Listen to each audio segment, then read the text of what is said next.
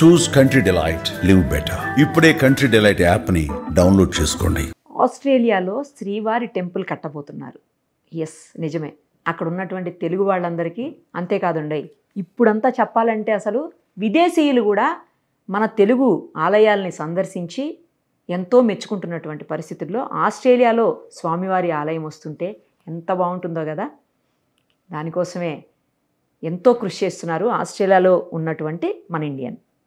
ఒకసారి వాళ్ళందరితో మాట్లాడదాము. మనతోటే ఉన్నారు స్వామి రాధా మనోహర్ దాస్ గారు ఉన్నారు, అలాగే రాజు గారు కూడా ఉన్నారు. ఇద్దరితో మాట్లాడదాం. స్వామి నమస్తే అండి.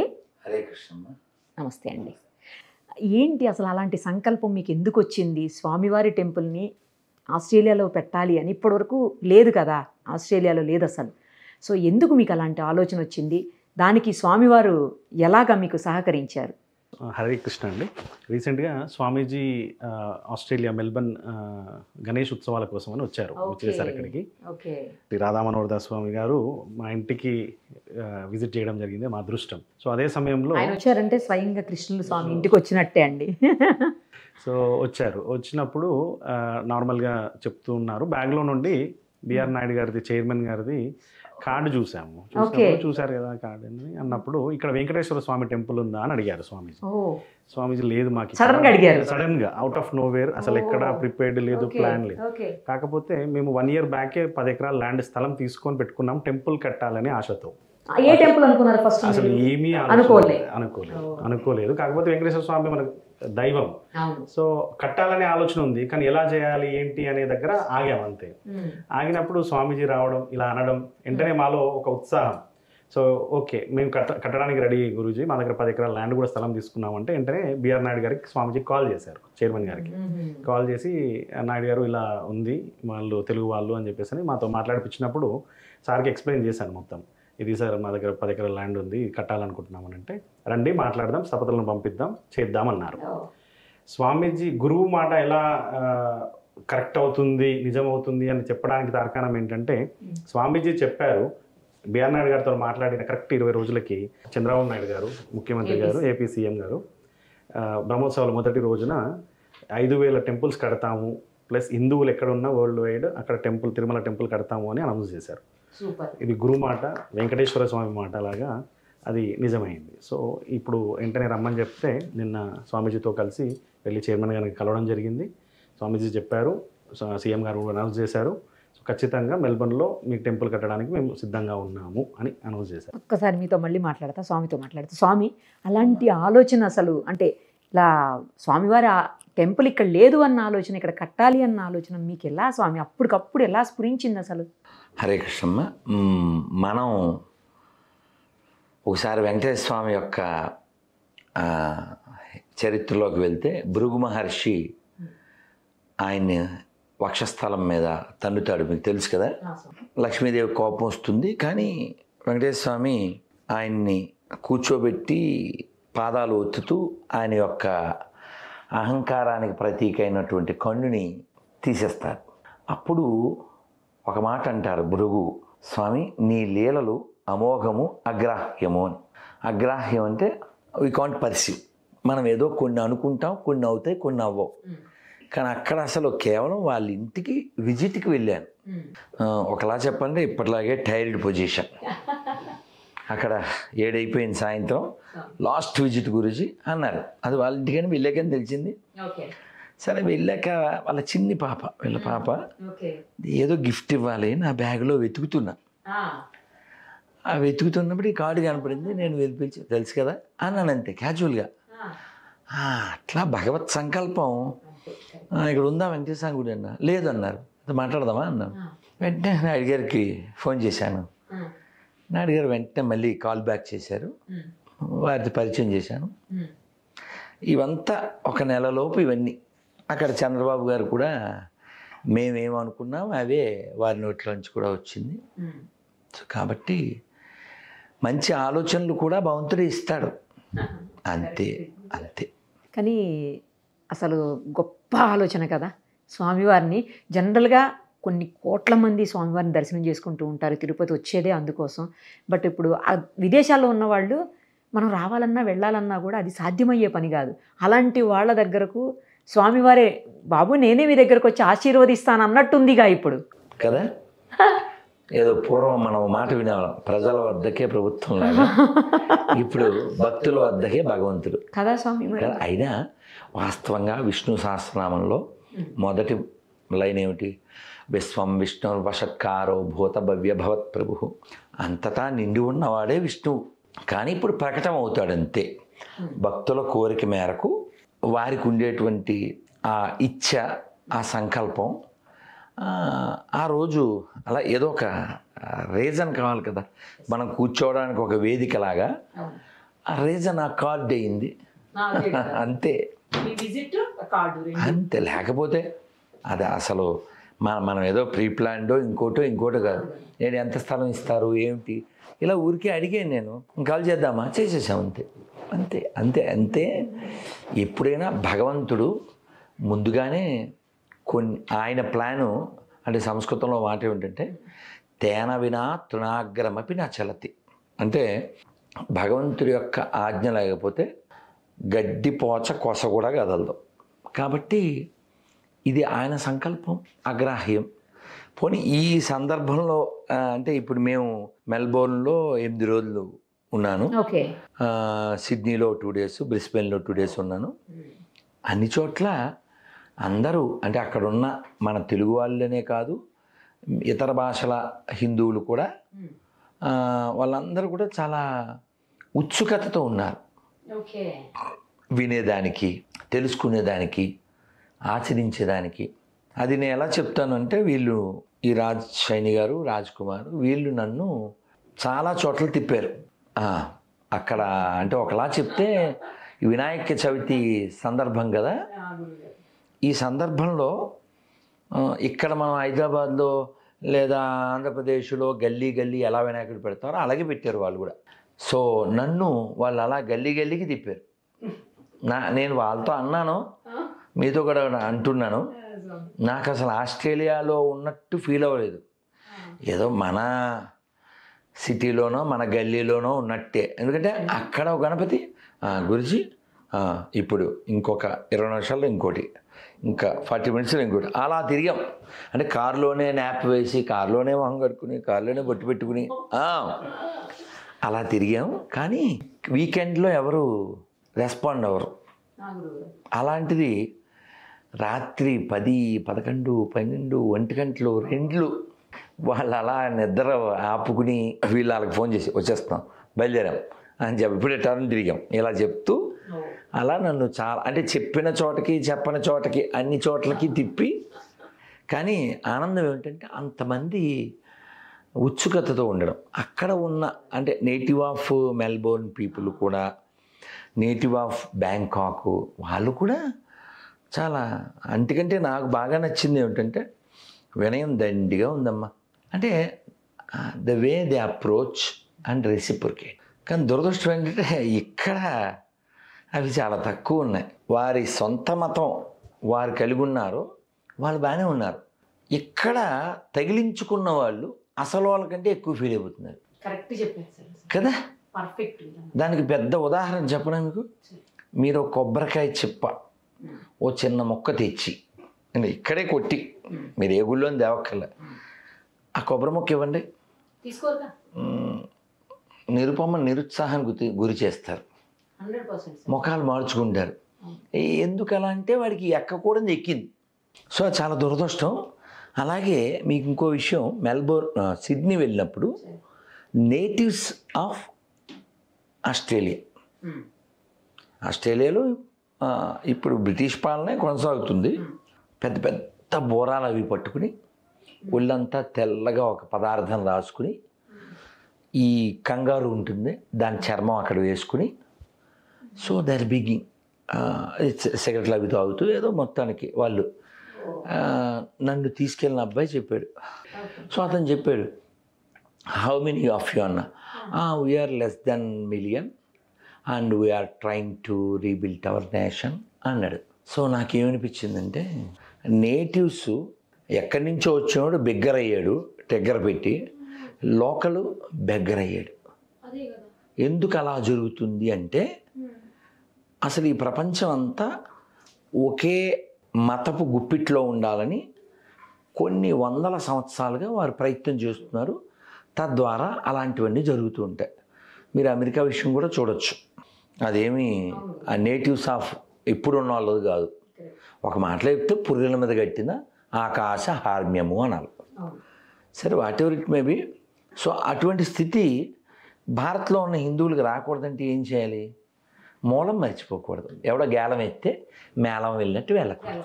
సో అందువలన దురదృష్టకరం, ఇతరులకి మన విలువ తెలిసినట్లు మనం వాళ్ళకి తెలియట్లే. ఎందుకంటే ఏమీ వినకపోవడం, ఏమీ చదవకపోవడం. వాడెవడో ఇప్పుడు లక్ష్మణ్ అనేవాడు నాతో వాదన చేస్తున్నాడు, అది ఫేస్బుక్లో. మీ అంటాడు.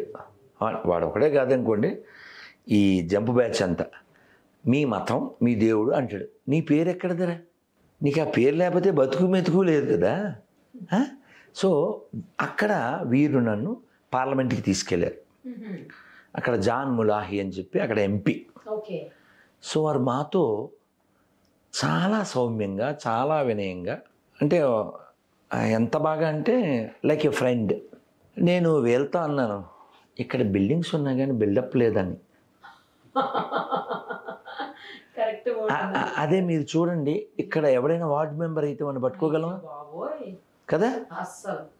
సో వాళ్ళ దగ్గర వినయం ఉంది, విషయం ఉంది, ఇతరులను గౌరవించే లక్షణం ఉంది. వీడు మతం మారగానే గతం మర్చిపోయి కథం అయిపోయి వీడేదో వాళ్ళకే పుట్టినట్టు ఫీల్ అయిపోయి స్వధర్మాన్ని అవమానిస్తూ అవహేళన చేస్తూ ఏవేవో చేసేస్తున్నారు.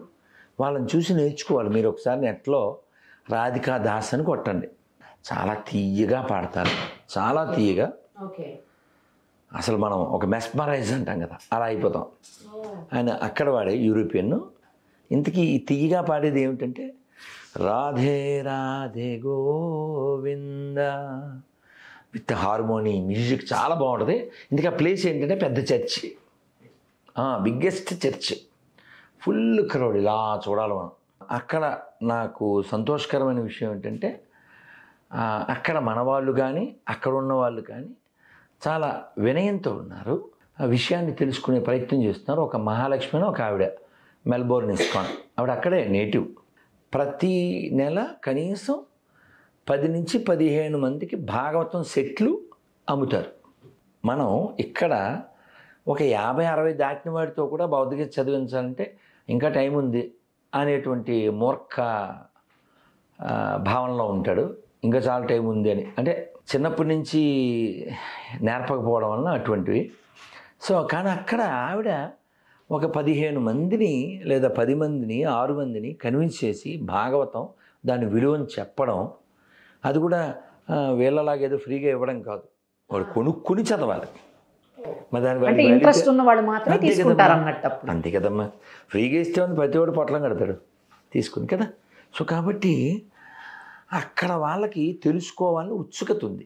ఇక్కడ కూడా సార్ చాలా టెంపుల్స్లో చూస్తుంటాం మనం. ఇప్పుడు స్వామివారి తిరుపతి కావచ్చు, లేకపోతే నేను మొన్న అరుణాచలం వెళ్ళాను, అక్కడ చూశాను. గోల్డెన్ టెంపుల్, కంచి అన్నీ చూసే. ఎక్కడ చూసినా కూడా ఈవెన్ విజయవాడ దుర్గమ్మ టెంపుల్, చాలామంది విదేశీయులు వస్తున్నారు. అసలు వాళ్ళు వచ్చి మంచిగా దర్శనం చేసుకోవటం, చాలా భక్తి శ్రద్ధలతోటి క్యూ లైన్లో నుంచి ఉంటున్నారు అసలు. ఎందుకంటే వాళ్ళకి మీకు హిందీలో చెప్తే జిందగీ నమిలేగా దొబారా, ఆ విషయం వాళ్ళకి తెలిసింది, మనకి తెలియలే. Human life not by choice, it's by chance. ఇది మళ్ళీ వస్తుంది అనే గ్యారంటీ లేదు. కాబట్టి దీన్ని ఎలా వాడాలి, ఎందుకు వాడాలని వాళ్ళు చదివి విని తెలుసుకుంటున్నారు. ఇక్కడ వీడు ఐబ్రో అని ఐబ్రోస్ ఎగరేసుకుని ఎలా అంటే అలా గడిపేసి కాలాన్ని వ్యర్థం చేసేస్తున్నాడు. అందుకే సంస్కృతంలో చెప్తారు, కాలక్షేపోన కర్తవ్యం క్షీణమాయు దినే దినే యమస్య కరుణానాస్తి ధర్మస్య త్వరితగతి. కాలాన్ని వ్యర్థం చేయకు, రోజు నీ ఆయుర్దాయం కొంచెం కొంచెం తగ్గిపోతుంది. యమస్య కరుణానాస్తి, యముడికి దయ లేదు. టైం అయిపోతే ఎవరినైనా పట్టుకుపోతాడు. రాత్రి లేదు, మధ్యాహ్నం లేదు, అర్ధరాత్రి లేదు, సీఎం లేదు, పిఎం లేదు. అందుకని ధర్మస్య త్వరితగతి, ఎగ్జిక్యూట్ యువర్ ప్రిస్క్రైబ్డ్ డ్యూటీ. ఇది తెలియాలి. తెలిస్తే మనిషిలో మార్పు వస్తుంది, మనసులో మార్పు వస్తుంది, సమాజంలో మార్పు వస్తుంది. ఉంటాము, ఇక్కడే ఉంటాము అని అనుకోబట్టి కదా 4 AM బిర్యానీ తింటాడు వాడు మూర్ఖుడు. ఉంటాము అనేటువంటి భ్రమలో ఉండబట్టే కదా నైట్ స్ట్రీట్కి వెళ్ళి అర్ధరాత్రి తింటాడు. ఎంత మూర్ఖత్వం అండి. ఇప్పుడు నువ్వు దేశాన్ని, దేవుణ్ణి, ఇంటిని, సమాజాన్ని మళ్ళీ ప్రేమించు. ఫస్ట్ నిన్ను ప్రేమించు. అందుకే మనకి వేదాంత సూత్రాల్లో మొట్టమొదటి మాట అధాతో బ్రహ్మ జిజ్ఞాస అంటే ఏమిటి? హుయామై, అది ఫస్ట్ క్వశ్చన్. నేను ఎవరు? ఇది తెలిస్తే మిగిలినవన్నీ తెలుస్తే, తెలియాలంటే చదవాలి, వినాలి. కానీ ప్రజలు ఎలా ఉన్నారు? పరిగెట్టేస్తున్నారు. ఎక్కడికి తెలియదు. దీనికి భాగవతం చెప్తుంది, వెలుగుని చూసి అదేదో తినేదనుకుని శలభాలు పరిగెట్టినట్టు పరిగెడుతున్నారు. శలభం అంటే మిడత. మిడతలు చూడండి, ఏదైనా మంట వస్తే అదేదో తినేదనుకుని వేగంగా వెళ్తాయి, వెళ్ళి వెనక్కి వచ్చేస్తే కొన్నిసార్లు చనిపోతాయి. అందుకనే ధర్మరాజు చెప్తాడు మహాభారతంలో, కిమ్ ఆశ్చర్యపరం, ప్రపంచంలో అతి అతి ఆశ్చర్యకరమైన విషయం ఏమిటని యక్షుడు అడిగితే చెప్తాడు. హాని హాని భూతాని గచ్చంత్యమాలయం దినే దినే. రోజు భూతములు అంటే జీవులు మరణిస్తున్నారు, ఆ విషయాన్ని వీడు వింటున్నాడు, చూస్తున్నాడు. అయినా సరే నేను ఎక్కడే ఉంటాను అని అనుకుంటాడు. ఇదే ఆశ్చర్యం, ఇది మూర్ఖత్వం. కానీ ఆస్ట్రేలియాలో 3 నగరాల్లో నేను తిరిగాను. ముఖ్యంగా ఆడవాళ్ళు తల్లుల్ని మెచ్చుకోవాలి. పిల్లలను కూడా చాలా చక్కగా తయారు చేసి, అంటే ఒక మొక్కలో చెప్తే కట్టు, బొట్టు, జుట్టు, ఆ విషయంలో వాళ్ళు పర్ఫెక్ట్. చక్కగా మెట్టెలు వేసుకుని, తాలిబొట్లు వేసుకుని, చీర కట్టుకుని పద్ధతిగా. నాకైతే అసలు ఏదో మన ఇంట్లో ఉన్నట్టుగానే. ఏంటి ఆ గణపతి మండపాల్లో చిన్న బిడ్డలతో పిల్లలు కూడా అల్లరి చేయకుండా చాలా బాగా, చాలా బాగా. మన వాళ్ళు కూడా మారాలి. వినాయక చవితి వెకిలిగా చేయకుండా, పండగల్ని పాడు చేయకుండా. అది గవర్నమెంటు చెయ్యాలనుకుంటే చెయ్యొచ్చు, దృష్టి పెట్టాలి.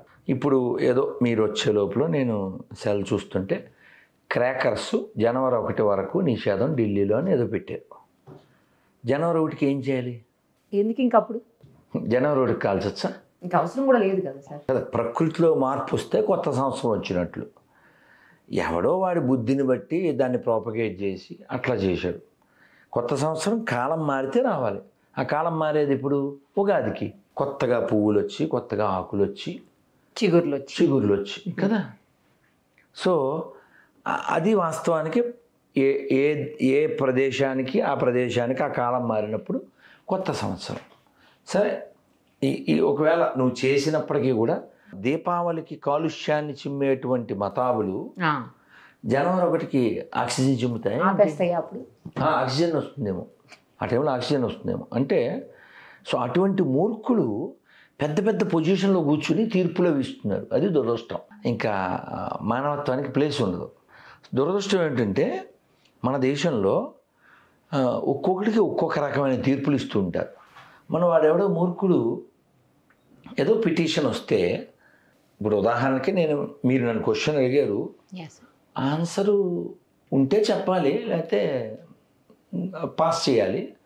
మిమ్మల్ని హేళన చేసేటువంటి హక్కు అయితే నాకు లేదు కదా, మీకు లేదు కదా. లేదు, ఈ మాత్రం తెలీదా అట్లా అని మీరు అనకూడదు, నేను అనకూడదు కదా. ఖచ్చితంగా. అలా వాడు పెద్ద పొజిషన్లో కూర్చుని, వాడు అబద్ధాలు కోరు, వాడి ట్వీట్లు చూస్తే తెలిసిపోతుంది. ఏమండి ఇలాగా ఫలానా చోట ఇలా జరిగిందండి, విష్ణుమూర్తికి అవమానం, దాన్ని మీరు సరిచేయాలి మీ తీర్పుతో అని అంటే, వాడు మరి బాగా చదువుకున్న మూర్ఖుడు, నువ్వు పెద్ద మరి గొప్ప విష్ణు భక్తుడుగా వెళ్ళి విష్ణుని అడుగు. ఇంకా ఇలాంటప్పుడు ఇవన్నీ ఎందుకువి కదా. ఇలాంటి తీర్పులు ఇతరుల విషయంలో ఇస్తారా? మీ వీడియోలో నేను చూశాను, మీరు అంటే కొన్ని మర్చిపోలేని ఉంటాయి. మీరు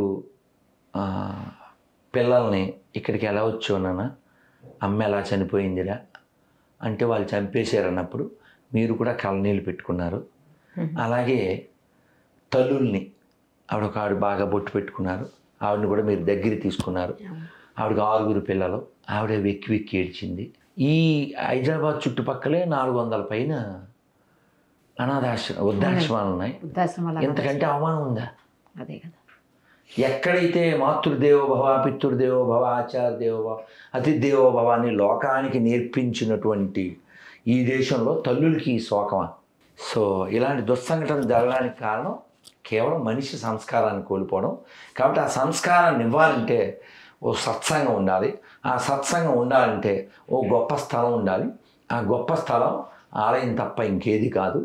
ఆలయం మాత్రమే లోకానికి శాంతినిస్తుంది, ఆనందాన్ని ఇస్తుంది, బలాన్ని ఇస్తుంది. దానికి ఉదాహరణ ఏమిటంటే కుబేర మూవీ డైరెక్టరు చాలా తెలివైనోడని అనుకునేవాడిని నేను ఆ సినిమా తీసే వరకు. సో లీడర్ అది బాగా తీశాడు. సో మరి ఆయనకి ఏమొచ్చిందో తెలియదు. మూవీస్ చూస్తారా గురుగారు? సెల్లో ఇలా అన్నప్పుడు వస్తాయి కదమ్మా. సెల్లో ఇలా అంత టైం ఉంటుందా మీకు అనేది నా క్వశ్చన్. ప్రయాణంలో నేను ఆ కుబేరా ఏం చూడలేదు, వాళ్ళు ఆ రివ్యూస్ అది చదివి. తిరుపతిలో అన్నం ఎక్కడ దొరుకుతుందని కళ్ళు లేని అడిగిన కూడా చెప్తాడు. అన్నదానం ఎక్కడ దొరుకుద్ది? స్వామివారి సన్నిధిలో. కానీ ఆ సినిమాలో ఏం పైత్యం వచ్చిందో తెలియదు, శుక్రవారం మసీదులో దొరుకుద్దని పెట్టాడు. ఏం పైత్యం, ప్రపంచంలో ఎక్కడా మనం వెళ్ళలేదు.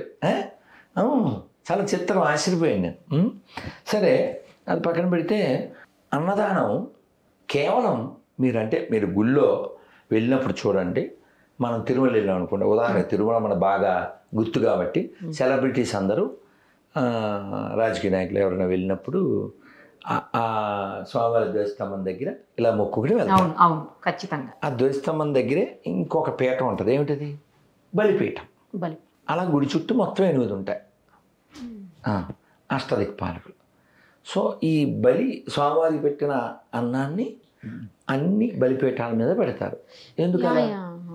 చూసాను నేను కూడా. అమ్మ కదా, చాలా దేవుళ్ళు చూస్తాం కదా, చాలా ఆలయాల్లో కదా. ఎందుకలా అంటే కేవలం భగవంతుడు నేను మనుషులకి మాత్రమే కాదు, సర్వయోనిషు కౌంతేయ ముత్తయ సంభవంతియ తాసాం బ్రహ్మ మహద్యోని అహం బీజ ప్రదపిత.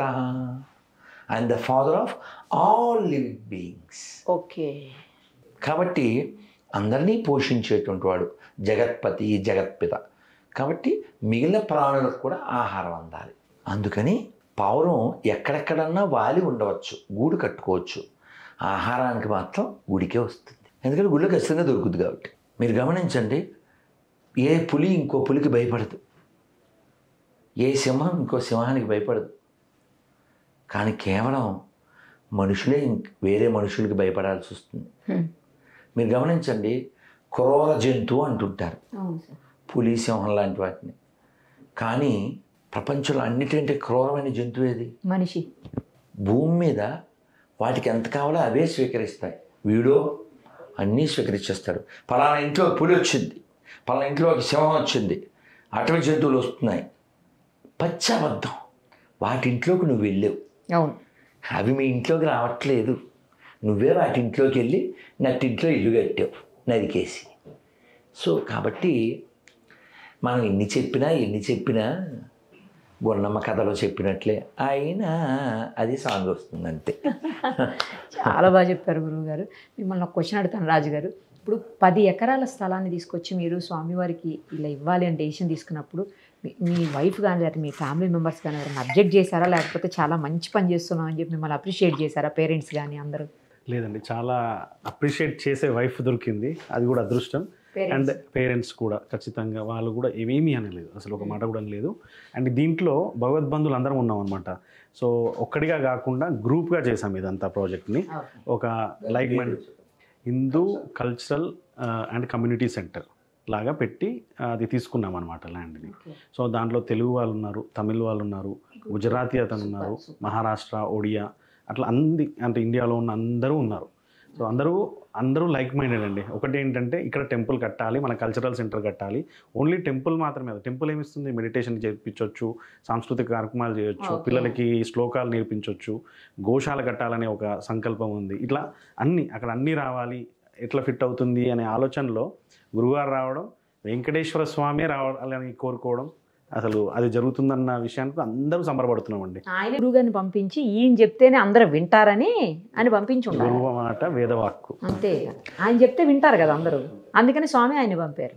అంటే మాకు వీక్ డేస్ అండి, సోమవారం నుంచి శుక్రవారం వరకు వీక్ డేస్ రాత్రి 8 అయిందంటే 9 అయిందంటే ఎవరు కనబడరు. ఎందుకంటే పడుకుంటారు. ఎందుకంటే నెక్స్ట్ డే మార్నింగ్ మళ్ళీ రొటీన్ ఉంటుంది కదా, పిల్లల్ని స్కూల్ దగ్గర డ్రాప్ చేయాలి, మేము జాబ్లోకి వెళ్ళాలి, ఇవన్నీ ఉంటాయి కాబట్టి ఎవరు కనబడరు, ఎవరు వినబడరు. వీకెండ్ ఫ్రైడే అయితే మళ్ళీ కనబడతారు అంతా. సో అట్లాంటిది రోజు రాత్రి 2-2:30 అయ్యేదండి ప్రవచనాలు ఎవ్రీడే. స్వామీజీ రాత్రి 2 గంటల వరకు పిల్లలు పెట్టుకుని కూర్చునేవాళ్ళు, ఏడవకుండా, పిల్లలు కూడా ఏడవకుండా వాళ్ళందరూ కూర్చొని 2 గంటల వరకు వినాలంటే స్వామీజీ అంటే ఎంత భక్తి ఉంది, హిందూ సాంప్రదాయం అంటే ఎంత భక్తి ఉంది అనేది మనకు అర్థమవుతుంది. ఇప్పుడు మేము సెలెక్ట్ చేసుకున్న లొకేషన్ కూడా స్వామీజీ చూశారు, పాయింట్ కుక్ అనే ఏరియాలో. అక్కడ 20% హిందూ జనాభా ఉంది. 20% హిందూ జనాభా వేరే దేశంలో ఉండడం అంటే పెద్ద విషయం, అందులో ఆస్ట్రేలియా లాంటి ఇంగ్లీష్ కంట్రీలో. అందుకనే అక్కడ పొలిటీషియన్స్ కూడా మనకు ఫుల్ సహకరిస్తున్నారు. వాళ్ళు కూడా అన్నారు, ఈ విషయం వాళ్ళకి తెలిసి వాళ్ళు కూడా చాలా సంతోషంగా ఉన్నారు, ఈ ప్రాజెక్ట్ ముందుకెళ్ళాలని వాళ్ళు కూడా ఏది చేయాలన్నా రెడీ ఉన్నారని చెప్పేసి చెప్పారనమాట. ఇంకా హిందూ దేవాలయాలు ఉన్నాయా అండి అక్కడ చుట్టుపక్కల? చాలా ఇస్కాన్ ఉంది, ఇంకా ఇంకేమైనా పెద్ద పెద్ద మాత టెంపుల్ ఉంది. కాకపోతే మనకు తెలుగు వారికి అన్నట్టుగా లేదనమాట. అక్కడ కొద్ది శ్రీలంకన్ తమిళియన్ కమ్యూనిటీ ఎక్కువ ఉందన్నమాట. సో వాళ్ళ టెంపుల్స్ ఎక్కువ ఉన్నాయి. సో ఇదే మన మొట్టమొదటి టెంపుల్ లాగా, తెలుగు వాళ్ళ టెంపుల్ లాగా అవుతుందని ఆశ.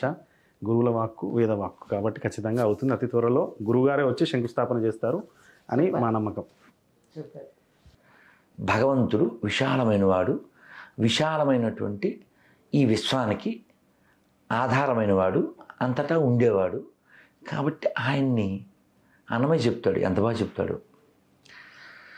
ఎంత మాత్రమున ఎవ్వరు తలచిన అంత మాత్రమే నీవు, అంతరాంతరములెంచి చూడ పిండంతే నిప్పటి అన్నట్లు. ఎంత మాత్రమున ఎవ్వరు తలచిన అంత మాత్రమే నీవు అని ఆ చివరిలో చెప్తాడు. నీ వలన కొరతే లేదు మరి నీరు కొలది తామెరవు, ఆవల భాగీరథి దరి బావుల ఆ జలమే ఊరిన ఎటులు. భాగీరథి అంటే గంగ. గంగ పక్కన మీరు బావి తవ్వారు, ఏ నీళ్ళు వస్తాయి? గంగ నీళ్ళే వస్తాయి. నీ వలన కొరతే లేదు మరి నీరు కొలది తామెరవు. నీళ్ళు ఎంత బాగుంటే తామర ఎంత బాగుంటుంది. భాగీరథి దరి బావుల ఆ జలమే ఊరిన ఎటులు. అసలు అన్నమయ్య ఎంత బాగా ఆలోచిస్తాడు కదా. గంగ పక్కన బావి తవ్వితే గంగ నీళ్ళే వస్తాయి. అటువంటి వాడు నువ్వు. నిన్ను ఎవరు ఏ విధంగా కొలిచినా కొలుతురు మేము వైష్ణవులు కూరిమితో విష్ణుడని చేరి కొలుతరు కాపాలికులు ఆది భైరవుండనుచు శాక్తేయులు శక్తి అనుచు. ఎవరు ఏ విధంగా కొలిచినా నీవు పరబ్రహ్మవి అంట. దీన్నే సంస్కృతంలో చెప్తారు. యం వైదికామంత్ర దృశపురాణ ఇంద్రం యమం మాతరిశ్వానమాహు వేదాంతినో అనిర్వచనీయమేకం యం బ్రహ్మ శబ్దేన వినిర్దిశంతి. స్వామి, యం బ్రహ్మ శబ్దేన వినిర్దిశంతి. చాలామంది నిన్ను శివుడని, విష్ణువని, శక్తి అని, దుర్గా అని, జైనులు అర్హనని, సత్శ్రీ అకాలని సిక్కులు, బౌద్ధులు బుద్ధులు, ఇలా ఎన్ని రకాలుగా ఎవరిని పిలిచినా నువ్వు అద్వితీయుడైన ఒకే పరమాత్మవి. ఇది కదా విశాల బుద్ధి. కేవలం 2 అక్షరాల దగ్గర నూనె గాడ్ ఉన్నాడు, వాడికి ఈ పేరు మేమే బొడుగోసి పెట్టాం, ఆ పేరుతోనే పిలవాలి, లేకపోతే వాడు నిన్ను నరకంలో వేసేస్తాడు. ఇది అసలు ఎడ్యుకేటెడ్ ఆయన. ఇది ఎడ్యుకేటెడ్ మతమా? దేవుడిని ఏ పేరుతోనే పిలవచ్చు. ఓం 1 అక్షరంతో పిలవచ్చు, రామ్ 2 అక్షరాలతో పిలవచ్చు, మాధవ 3 అక్షరాలతో పిలవచ్చు, నారాయణ 4 అక్షరాలతో పిలవచ్చు, ఓం నమ శివాయ 5 అక్షరాలతో పిలవచ్చు, ఓం నమో నారాయణ 8 అక్షరాలతో పిలవచ్చు, ఓం నమో భగవతే వాసుదేవాయ 12 అక్షరాలతో పిలవచ్చు, హరే కృష్ణ కృష్ణ కృష్ణ హరే హరే, హరే రామ రామ రామ హరే 32 అక్షరాలతో పిలవచ్చు. భగవంతుడు విశాలమైన వాడు. ఆయన హృదయం విశాలమైంది. అంతేగాని ఒక ఊరికో, ఓ నగరానికో, ఓ లేదో చిన్న కంట్రీకో పరిమితమైన వాడు గాడ్ కాదు. Is for all. అందుకే విశ్వం విష్ణుర్వషట్కారో భూతభవ్య భవత్ ప్రభు, విశ్వమంతా నిండినవాడు విష్ణువు కదా. జగత పితరౌ వందే పార్వతీ పరమేశ్వరు, జగత్తుకి, not for a small place. కాబట్టి మనుషులు ఏ మతంలో ఉన్నా ఏ ప్రాంతంలో ఉన్నా మనం ఇక్కడికి వచ్చింది గెస్ట్గా వచ్చాం, వెళ్ళే లోపల బెస్ట్గా చేసి మనం వెళ్ళిపోతే డస్ట్లోకి వెళ్ళిపేస్తారు. అది తెలియాలి. అలాంటి తెలియచెప్పడానికి ఆలయాలే ముఖ్యమైనటువంటి ప్రదేశం. అందుకే ఆలయంలోకి వెళ్తే, ఆలయం అంటే అర్థం ఏంటి? ఆత్మ లయం అయ్యే స్థలం. సో కాబట్టి ఆస్ట్రేలియాలో మెల్బోర్న్లో వెంకటేశ్వర స్వామి గుడి వస్తుంది. అది ఎలా ఉంటే బాగుంటుందంటే జస్ట్ లైక్ తిరుమల రెప్లిక. అలా చక్కగా సప్త ప్రాకార మధ్య సరస్వజ నిలయే అంటే వైకుంఠానికి 7 ద్వారాలు కదా, అలా నిర్మితమై చక్కగా అవుద్ది. అన్నీ అవుతాయమ్మా, అన్నీ అవుతాయి. మనకి విశ్వాసం ఉండాలి. రామదాస్ గారికి ఉన్నట్లుగా, రామదాస్ గారు చూడండి ఎంత విశ్వాసం ఆయనకి, ఎంత ఫెయిత్. సత్యంబిక పుట్టుట సున్నా, నేను ఇంక పుట్టను, ఇది సత్యం అని ఛాలెంజ్ చేసి చెప్తాడు. ఎందుకంటే నాకు ఒకటి దొరికింది. ఏం దొరికింది? తారక మంత్రము కోరిన దొరికెను, ధన్యుడనైతి నీ ఓరన్న, మీరిన కాలుని దూతల పాలిట మృత్యువు అని మరి నమ్మన్నా. కాలుడు అంటే యముడు, యముడు దూతలకి మృత్యువు ఈ రామనామం. అందుకే ఆయన చెప్తాడు కదా, రాముని వారము మాకేమి విచారము, రామానీదే భారము, దాశరథి నీవే మాకు ఆధారము. ఇది మంచి ఫెయిత్, ఇది మంచి ఫెయిత్. అంతేగాని మెడ మీద కత్తి పెట్టో లేకపోతే ఇంకోటి పెట్టో రాముడిని నమ్మలేదనుకో కోదండంతో వేసేస్తాడు అని ఏమన్నా చెప్తాడండి. శివుని నమ్మలేదనుకో సురత పొడుస్తాడు. మనకు అలాంటివి ఏం నేర్పలేదు. So here not. అందుకే మనం కుచించిపోయాం తప్ప ఎవరిని ఆక్రమించలేదు. మనల్ని ఎంతమంది ఆక్రమించారు, ఎంతమంది పీడించారు, ఎంతమంది నాశనం చేశారు, ఎన్ని మొక్కలు చేశారు. ఎందుకంటే ఒక్కొక్కసారి ఆ విశాల బుద్ధి మనం ముంచిందేమో అనిపిస్తుంది. అదే అతిథిదేవోభవ. ఎవరికి కష్టం వస్తే మనం మనోడే అనుకున్నాం. కానీ మన అలా వచ్చిన వాళ్ళు కూడా మనం ముంచబట్టి ఈ దేశం ఒకప్పుడు అఖండ భారత్లో పాకిస్తాన్ ఉండేది, బంగ్లాదేశ్ ఉండేది, ఆఫ్ఘనిస్తాన్ ఉండేది, శ్రీలంక ఉండేది, నేపాల్ ఉండేది, బర్మా ఉండేది, బ్రహ్మదేశ్, మయన్మార్, టిబెట్ ఉండేది. ఇవన్నీ భారతదేశం ఇప్పుడు ఎంత ఉందో అంతకు డబుల్ ఉండేది. ఆ మాటకు వస్తే ఈ విశ్వం అంతా భారతవర్షమే. అందుకే చూడండి, ప్రపంచంలో ఎక్కడ తవ్వినా మనకి సంబంధించినటువంటివే దొరుకుతాయి. ఓ వినాయకుడో, ఓ లక్ష్మీదేవో, ఓ గణపతో. కాబట్టి ఆస్ట్రేలియాకి అసలు పేరు కూడా అస్త్రాలయ. అలా ప్రతిదీ మన సంబంధంగానే ఉంటుంది. ఎందుకంటే మనం పొద్దున్న లేచాక ఏం చెప్తాం? అమ్మవారికి సముద్రవసనే దేవి పర్వతస్థన మండలే విష్ణుపత్ని నమస్తుభ్యం పాదస్పర్శం క్షమస్వమే. ఈ భూమంతా మనం ఏమంటాం? భూమాత. సో విష్ణుపత్ని, విష్ణుపత్ని కదా భూమాత. కాబట్టి విశ్వమంతా మనకి తల్లి. ఈ విశ్వమంతా ఉన్నవాడు విష్ణువు. కాబట్టి ఇక మనది కానిది ఏమీ లేదు. కాకపోతే వేదంలో చెప్తారు, కృణ్వంతో విశ్వమార్యం. ప్రపంచాన్ని జయించాలి, అది జ్ఞానంతో. ఈ మూర్ఖుల్లో కత్తులు పట్టుకుని బుక్కులు పట్టుకుని కాదు. కాబట్టి ప్రపంచం అంతా ప్రశాంతంగా ఉండాలి. అలా ఉండాలంటే ప్రపంచం అంతా ఆలయాలు ఉండాలి. ఆనందం ఉంటుంది. ఆనంద నిలయుడు